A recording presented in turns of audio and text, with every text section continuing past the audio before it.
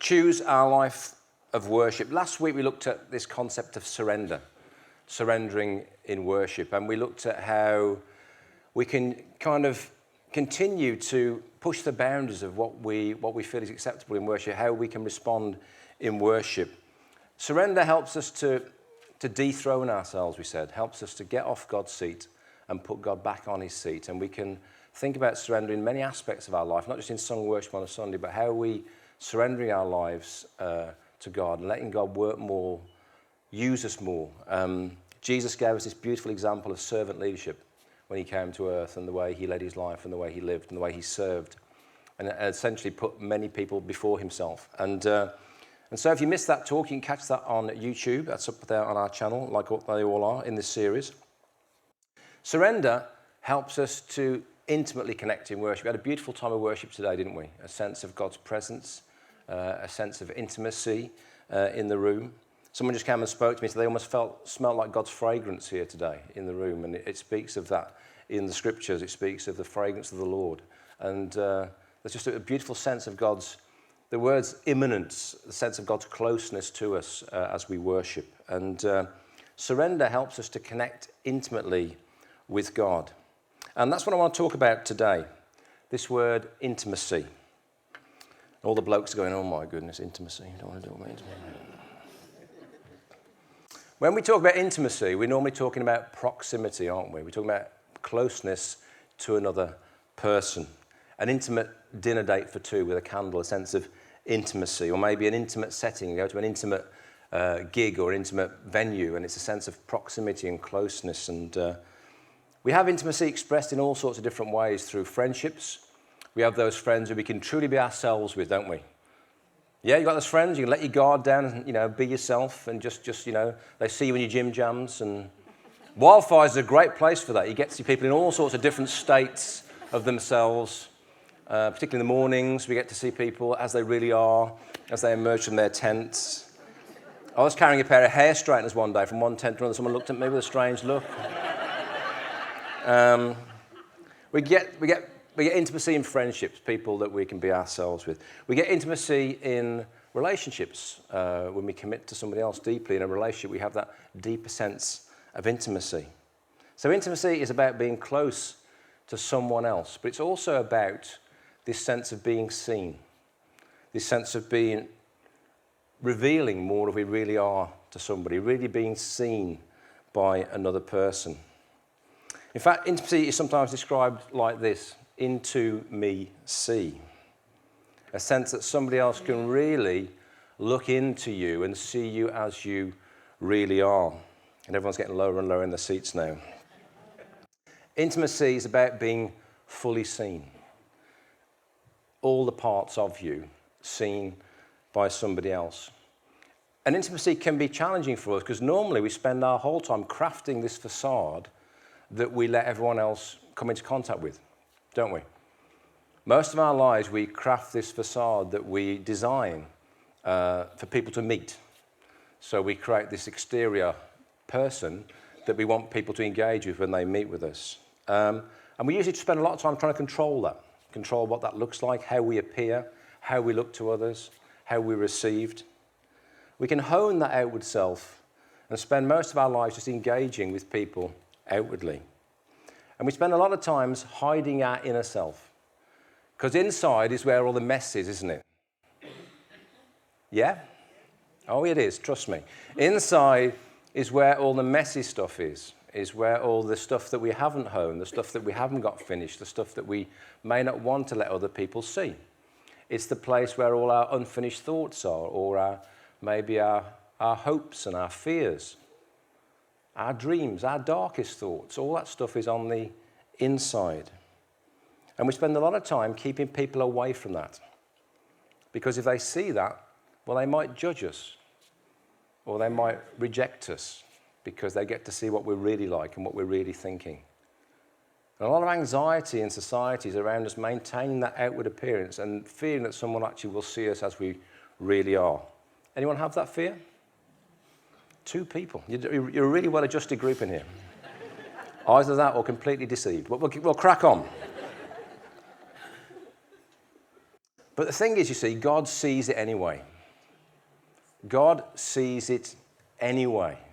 It doesn't matter how well crafted your exterior is, God sees you as you really are. He sees all the stuff on the inside. He sees all the messy stuff, all the unfinished thoughts, all the stuff that's going around in the swirl. He sees it all. He sees it all on the inside. When the prophet Samuel was looking to replace Saul had been killed in battle now, looking for a new king. And he went to see Jesse. Now, Jesse had some fine sons. And Jesse got all his fine sons out and he lined them up. And he presumed that Samuel would pick one of these fine, upstanding men to be the new king. And this is what it says in 1 Samuel. It says, when they arrived, Samuel saw Eliab and thought, surely the Lord's anointed stands here before the Lord. But the Lord said to Samuel, do not consider his appearance or his height, for I have rejected him.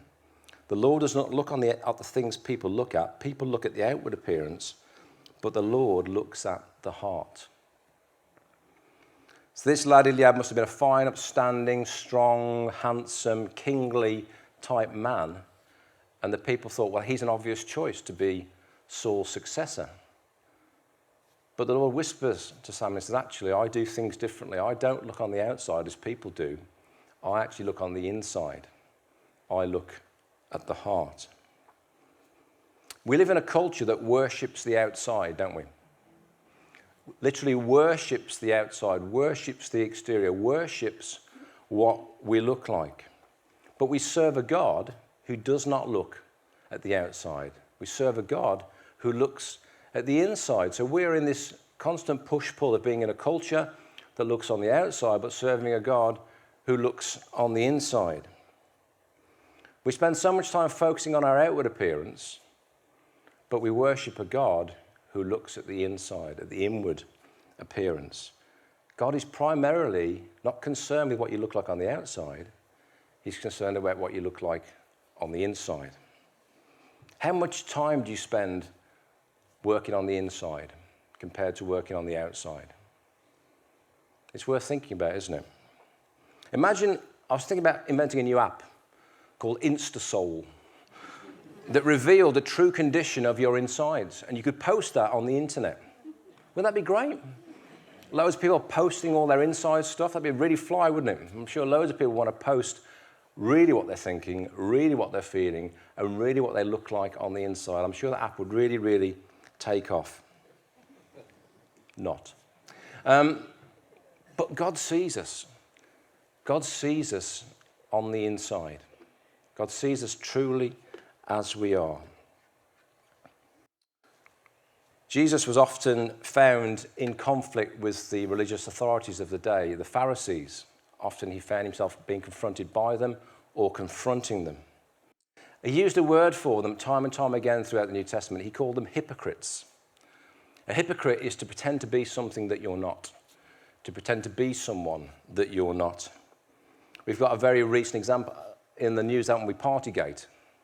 We've got MPs pretending to be one thing, but actually doing something else behind the scenes. And people don't like that hypocrisy. They don't like those double standards.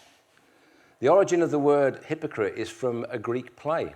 There was a character who would be masked for the whole duration of the play. His identity would be hidden from the audience. He was the pretender. He was the hypocrite. And he would be hidden by these masks, and his voice would be amplified and disguised, and people would have to be trying to guess who that person was behind the mask.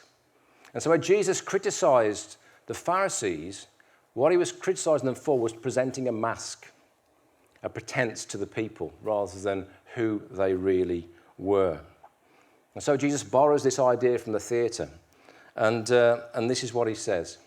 He says, "Woe to you, teachers of the law and Pharisees, you hypocrites! You're like whitewashed tombs, which look beautiful on the outside, but on the inside are full of the bones of the dead and everything unclean." Jesus really could sock it to when he wanted to, couldn't he? He could really put the weight of what he was saying behind it. On the outside, the Pharisees appeared to be these beautiful representations of religion. But on the inside, Jesus said, basically, you're dead.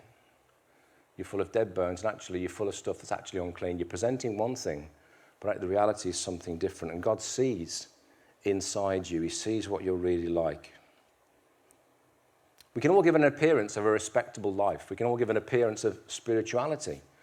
But God sees us as we really are. He further confronted the Pharisees in John's Gospel. He said to them this, he said, I know that you do not have the love of God in your hearts. He could look inside them and see, even though they purported to be guardians of God's life and God's love and God's law, they didn't have the love of God in their hearts. And what a condemnation to come from the lips of Jesus. You don't have the love of God in your heart. Jesus saw into them, and he sees into you and I. He knows what's on the inside of us. He knows exactly as we are. There's a story that's been attributed to Arthur Conan Doyle, who's the author of the Sherlock Holmes mysteries. A friend of him was convinced that every person, no matter how upstanding they were, had a skeleton in the cupboard. No matter how respectable someone was, they'd have a dirty secret. So Arthur Conan Doyle decided to test this theory of his friends. And he decided to pick the most upstanding person he could think of, who was an archdeacon of the church that he knew. No one had ever leveled any criticism against this archdeacon. There was no scandal. There was nothing on the outside. But Doyle went to the post office and he wrote a simple letter to the archdeacon. He said this, all is discovered, fly at once. And the archdeacon disappeared and was never seen again. If you had a postcard dropped through your door that said, all is discovered, flee at once, how would you feel about that? Would you feel like somebody had finally discovered your innermost, darkest secrets? Now, that story was published way back in 1897, and we don't know whether it was true or whether it was just a Victorian curio, but it taps into this sense that one day we'll be discovered. One day someone will see us as we really are, and we'll have to flee because everything will come out. But the good news is, with Jesus, we don't have to flee. The good news of the gospel is that Jesus looks inside you and looks inside me, and is okay with what he sees. He can deal with what he sees. He sees into us, and he loves us. That is the beauty and the power of the gospel. He doesn't see your Sunday best. He sees you exactly as you are, and he loves you. He accepts you, he welcomes you, and then he begins to transform you from the inside out. We watched DIY SOS again last night. I'm pleased to say Nick Knowles is back in the driving seat. I've missed him. And I love those programs. It was a particularly heartbreaking story last night about a woman who'd lost her husband to cancer and had a family and an unfinished house. And they went in and they did what they do. They swooped in and they restored it. They transformed it. And those beautiful moments, she opens her eyes and sees this house that she can now live in with her children. Jesus moves into the interior of your house and begins to do DIY SOS. He begins to transform, he begins to knock down walls and take things out that aren't safe and put good stuff in. And he begins to furnish the walls of your heart, and he restores it, he heals and he forgives. He works on whatever he finds inside. He doesn't open the door and go, oh my goodness, and walk away when he sees your heart and thinks that's just a bridge too far for me. That's a real mess. He works on whatever he finds inside. The only thing that prevents him working on the inside is a denial of our real condition. That's the only thing that prevents and stops him working. A refusal to be truly known is the only thing that stops the work of the Holy Spirit on the inside. In Luke's Gospel, we find this parable. To some who were confident of their own righteousness and looked down on everyone else, Jesus told this parable. 2 men went up to the temple to pray, one a Pharisee and the other a tax collector. The Pharisee stood by himself and prayed, God, I thank you that I'm not like other people, robbers, evildoers, adulterers, or even like this tax collector. I fast twice a week and give 1/10 of all I get. But the tax collector stood at a distance. He would not even look up to heaven, but beat his breast and said, God, have mercy on me, a sinner. And Jesus said, I tell you that this man, rather than the other, went home justified before God. For all those who exalt themselves will be humbled, and those who humble themselves will be exalted. The man in the story, the Pharisee, is confident in his own righteousness, confident in his own standing, refusing to really be known fully by God. Where the tax collector is utterly honest before God. He's broken before God. He's clear about his need of God. The one was proud and arrogant, the other was broken and humble. And it was the broken and humble man who Jesus said was justified. The word means was fully righteous before God. It was the man who confessed his need who was actually the righteous one, not the one who was religiously righteous. And Jesus told this story to say again, God looks on the inside. God is looking for reality with his people. He's not looking for a facade or a mask or something that we present to people to be accepted. It's the man who expressed his need of God who went away justified. And that word there has a deeper meaning. It means the man experienced true freedom. True freedom. You and I experience freedom as we truly come and show ourselves before God. That's where the freedom is. Because you spend an awful lot of energy maintaining your facade, don't you? You spend all that time maintaining that exterior to people. In God's presence is one of the few places you can be fully known and fully seen, and yet still fully accepted. Intimacy in worship is so important because it's acknowledging something that's already true. God sees you as you are. That's what we're doing when we're experiencing intimacy in worship. It's recognizing that we worship a God who sees us as we truly are. There really is no hiding from God. He sees everything about you.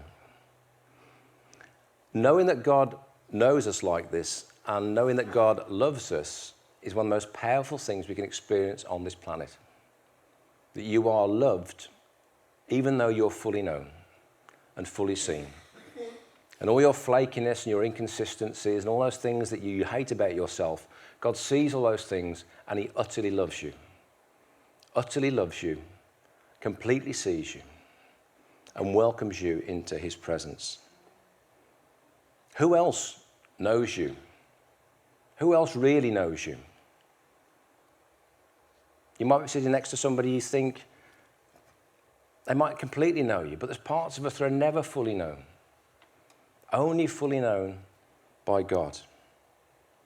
God is the one who sees everything, every part of us, even the parts that we think are a bit weird and a bit odd. And do other people have had those thoughts and all these things that go around in our mind? God sees all of that and completely and utterly loves us and accepts us.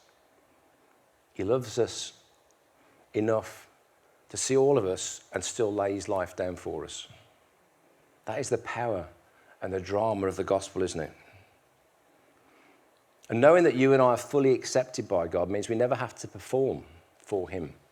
We never have to do things to try and gain his approval. We don't worship from legalism or fear. We worship from acceptance and love. That's when we come into God's presence, knowing that he already loves us. We haven't got to perform for him. He loves us utterly. It's about letting Jesus in, letting him into our lives that we get transformed. But that takes real practice because we're not used to being intimate. We're used to maintaining a front around other people. Most of our lives we spend keeping people at arm's length, showing them the acceptable face of who we are. So it takes a real choice to let people in, to be vulnerable, to let God in. I mentioned last week we have a block of worship on a Sunday, don't we? We have a set of songs, normally 4 or 5 songs. And the reason we do that is because it takes time for our guards to come down. It takes time for us to move away from that exterior that we present actually into the interior of how we really feel and what's really going on. And we use the songs and the music and the words to help us become intimate with God. And there are different phases that we go through I want to quickly touch on today as we worship, that we experience on a Sunday. The first is the call to worship. We say, come, let's worship. Let's come into God's presence. Let's bring our hearts to him. Let's turn our focus and our attention to him. You can find a call to worship in Psalm 95. It says, "Come, let us sing for joy to the Lord. Let us shout aloud to the rock of our salvation." And later on, "Come, let us bow down in worship. Let us kneel before the Lord our Maker." That call to worship, that's the first choice that we respond to. Are we going to worship today? Are we going to respond to that call to worship? That's the first choice that we have. Are we going to respond to that call? And then we move into something called engagement. And this is when our hearts begin to turn to God, begin to turn away from all the things that we're thinking of, and begin to engage with the songs, engage with the music, engage with the sense of God's presence, and begin to express our thanks and our praise and our adoration to him. And this is where the words of the songs are helpful, but we're not limited by them. We can sing our own songs, express our own words to God. We let worship begin to rise in our hearts. And then we may move into something called expression, where we begin to express our worship to God. It may mean what we do with our bodies. We may raise our hands, we may kneel, we may be moved to tears, we may experience different emotions as we begin to express to God. And this is really the surrendering process that we go through as we're moved in God's presence. We experience a freedom and a beginning of an intimacy, and we let our guards down, and we let God in. We begin to engage with him at a deeper level. And then we experience what I've called a visitation. God's presence comes. And I don't know how attuned you are to that personally, but God comes by his Spirit when we gather together to worship him. The Bible says he inhabits the praises of his people. And so as you and I worship together, God's presence comes and fills the place and fills our hearts. It said in 1 Kings 8, when they rededicated the temple, God's presence came so greatly they couldn't stay. They had to leave the temple. His presence was so thick in the temple. And sometimes God comes incredibly powerfully when we worship, and we have a real sense of his presence. And sometimes it's almost like a butterfly, just a touch of God that we experience in our souls. But it's that visitation of the Lord and that intimacy and surrender, that's where God does the work. That's where God can bring transformation and healing and wholeness to you, if you let him in. That's where the Spirit can move and do real power and real work, and that's what I've called transformation. God can do things in the midst of worship that can be done nowhere else.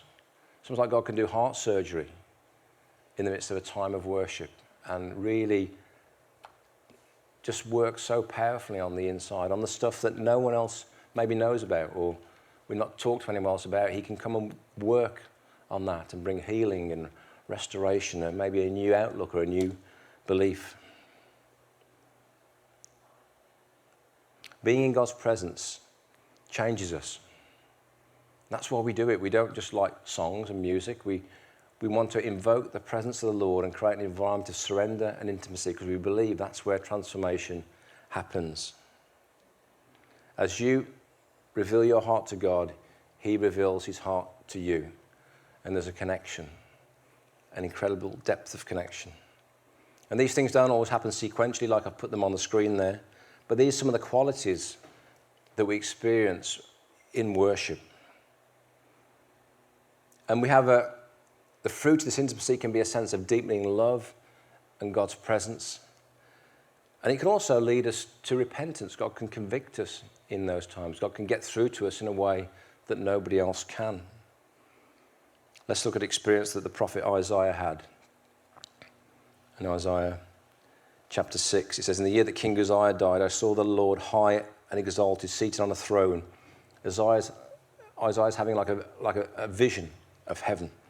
And the train of his robe filled the temple. Above him were the seraphim, each with 6 wings. With 2 wings they covered their faces. With 2 they covered their feet. And with 2 they were flying. And they were calling to one another, "Holy, holy, holy is the Lord Almighty. The whole earth is full of his glory." And that sense of the worship happening in the throne room of heaven that Isaiah's been caught up into.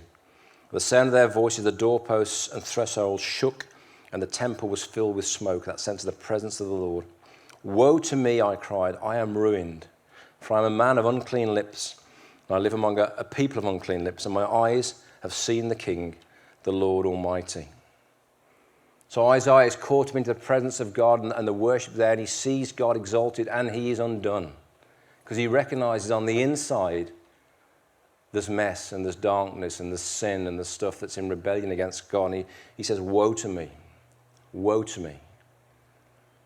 But God sees Isaiah. God knows Isaiah, and God has a solution. And it says this, then one of the seraphim flew to me with a live coal in his hand, which he had taken with tongs from the altar, and with it he touched my mouth and said, see, this has touched your lips, your guilt is taken away, and your sin is atoned for. A foreshadowing of the power of the gospel. Whatever is on the inside, God can deal with. God can take away the sense of guilt or shame or darkness that we carry. He can bring cleansing and healing and atonement. He can cancel out whatever has separated us from his presence. Sometimes when we come into God's presence, we have a sense that our lives need to change. Anyone have experienced that? Good. Because it should. When we come into God's presence, there should be sometimes a sense of conviction, a reorientation. Our lives need to maybe come back to focus on God, to focus on the importance of God, to focus on where God is leading us. This is one of the fruits of intimacy that we experience as we worship. We get to be honest about how we really are. The songs that we sing are aspirational, aren't they? You know, last week we sang, I surrender all. Anybody in the room currently surrendering everything to God? One person. Great, okay. I surrender all, we sing. I surrender everything and nothing less. I give you everything. Remember those words? We sang that last week. And we sing it with all our hearts, and we sing it aspirationally. But in reality, we're not there. We're not there. We're singing about a place that we want to be, something that we want to experience. We're singing about a goal or a vision for our lives that's in God. And so as we sing those words, we voice a desire. God, I want to be somebody who can surrender all to you. I want to be somebody who can give you everything. And we sing those words aspirationally. And as we connect with God in intimate worship, God says, okay, I hear your heart, I hear your prayer, I hear your words. Maybe you could do this to move more towards that goal. Maybe for you, it's this that you need to do to help you to surrender all to me. And so we have a little conversation in our hearts. As we sing those aspirational words, God says, okay, I receive them and I receive the heart of them, but here's what you can do to maybe move your life towards me a little bit more. And there should be those transactions taking place in worship. Because if they're not, all we're doing is just singing songs, guys. We're just singing songs. If we're not actually, if those interactions and transactions aren't taking place, we're just a big choir. And much as I love choirs, worship is different. There's a different dynamic taking place because we're interacting with a living God. And we're singing aspirational words, words of love and desire and hope. And God says, okay, I receive your worship. I receive your heart. I receive the direction that you want to go in. And here's what you can do. Here's how you can move. Here's what you... And so there's a realigning of our priorities that can take place in worship. We can leave here on a Sunday with a new goal, a new direction, a new thing that God has put into our hearts. Our part to play in surrendering all, to use that example. If we just turn up and sing the songs, we're just singing. And for me, I want more out of worship. I want to encounter God. I want to have that interaction. It's the one time in the week when I've got this appointment with God, and I expect to meet him. I expect him to show up, and I expect him to reveal his heart to me, and I can reveal my heart to him. We can have this interaction, and I can go away changed, transformed a little bit more. So next time I sing that song, perhaps I feel like I've surrendered a little bit more to God, to use that as an example. So, if we really want to experience God in worship, it will involve surrender and it will involve intimacy. You all look really excited about that. Challenging concepts, particularly if you're used just to thinking about, well, we come to church and we just sing. It's what we've always done. We sing songs. And there's value in that. There's value in expressing things to God in music. But there's power in worship because God is alive by his Spirit, and we can interact with him in that place of worship, the place where we're truly known and truly seen and truly loved. It's a place of business that we can do. And I've been in times of worship where it's looked like a battlefield because people have been broken before the Lord, doing business with the Lord, transformed by his presence. So we don't want our worship just to be nice. Nice is a poor word. We want our worship to be powerful and a place of interaction and encounter. You know, and these guys do their best to lead us in that way, lead us to a place of encounter. That's what they do. They're not looking just to perform a song. They're looking to lead you and I into a place of encounter. You see, we're wired to be loved and we're wired to love. That's how you're made. You're wired to love and you're wired to receive love. And if you don't give your affection to the Lord, you're going to give it to something else. If you don't give your adoration and intimacy to the Lord, you're going to give it to something else. Something else will take the place in your life of the place that God is supposed to be. Something will be enthroned in your life that you give your affection and intimacy to. Because that's the way you're wired. You're wired for intimacy. The psalmist had no problem declaring, "I love you, Lord, my strength." A lot of men would have trouble declaring that because maybe we're not used to intimacy. We're not used to expressing our heart. We're not used to experiencing the depth of love that God offers. The Apostle Paul prayed a prayer, such a powerful prayer. He prayed for us, he said, "I want you to grasp how wide and long and high and deep is the love of Christ, and to know this love that surpasses knowledge." And that's part of what worship does. It helps to answer that prayer. We can begin to grasp just how wide and long and high and deep is the love of God when we come into God's presence in worship, intimacy and surrender, and we encounter him. It's a place where we're truly known. It's a place where God looks in and sees us as we really are. Why don't you stand with me if you're able? We're going to spend a little bit more time worshipping today.